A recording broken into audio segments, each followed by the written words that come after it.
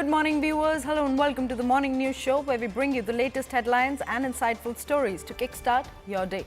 I'm Kuina Sharma and you are watching CNN News 18. First up on top of this bulletin, we're tracking some updates from down south, where now trouble seems to be mounting for Congress as BJP's Wayanad candidate Navya Haridas has now approached the High Court challenging Priyanka Gandhi's election. And the petition states that Priyanka Gandhi has not disclosed her and her spouse's assets. Now, a complaint has also been filed, and the complaint mentions that Priyanka Gandhi has not mentioned all cases against her. The High Court is expected to consider this petition in the month of January.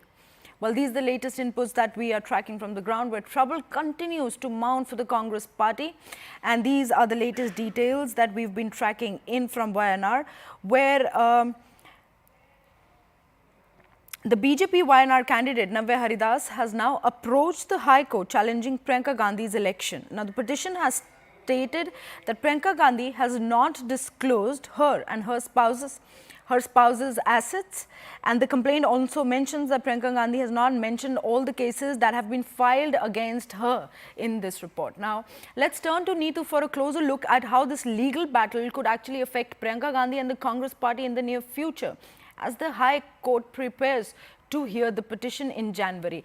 A very good morning, Neetu. Neetu, will this legal challenge intensify the pressure for Priyanka Gandhi and her political future, especially given the circumstances in the centre where trouble continues to mount for Congress? See, it doesn't. This is a case petition that has been filed before the Kerala High Court.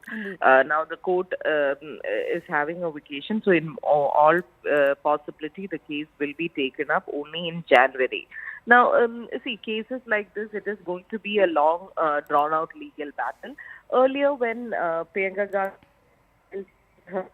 the next day, the BJP had filed a complaint with the Election Commission, but they said that, but that did not go the way that they had expected it to go. That is why now they have approached the court in this regard. This is going to be a long, drawn-out legal battle, even if the court considers this case. So immediately, it is not going to have an impact on her candidature.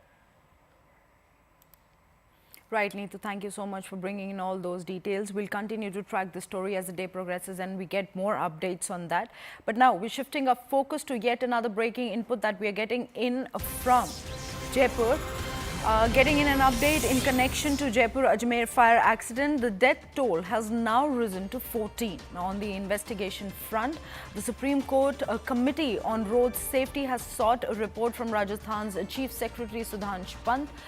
Pant has now also formed a committee to investigate the entire accident case. The joint investigation team will thoroughly examine all aspects of the road accident, including in identifying responsible road construction departments and other related issues. Now, the Supreme Court has also set a deadline for 20th January to submit the report, and police have filed a case in this entire matter. These are the latest inputs that we're tracking from the ground at this point of time. Now, joining us for the latest updates on this tragic incident is Bhavani, who will provide more details on the ongoing investigation and its implications.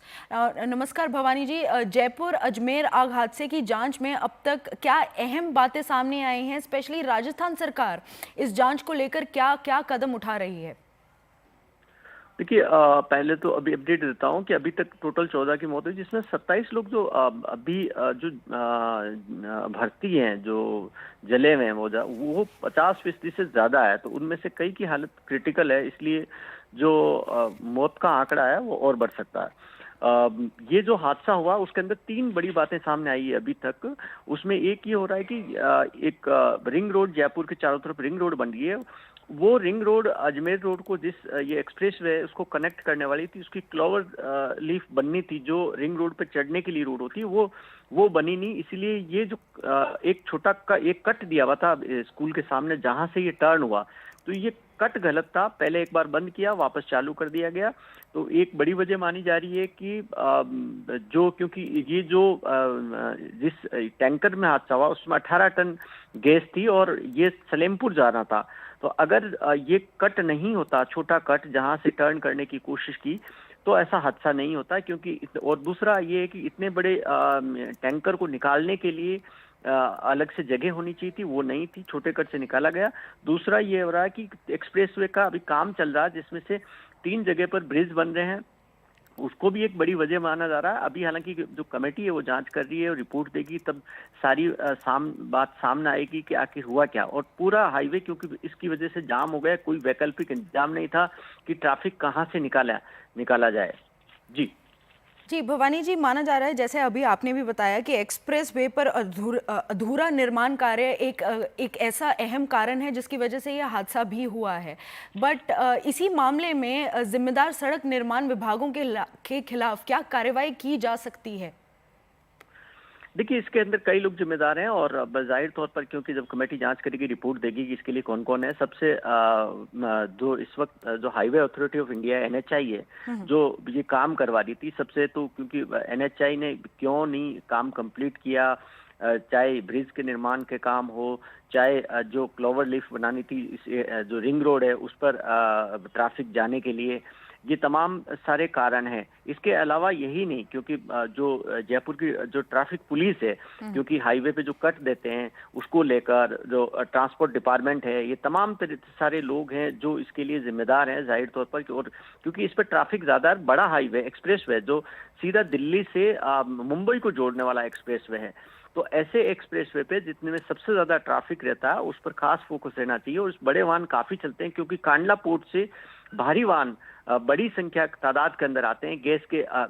ये हादसा हुआ, इसके बगल के अंदर एक और gas का टैंकर था रोड के दूसरी साइड पे, उसके पीछे माचिस का एक ट्रक था। अगर उस टैंकर में भी गैस का रिसाव हो जाता तो हादसा और भी भयानक हो सकता था।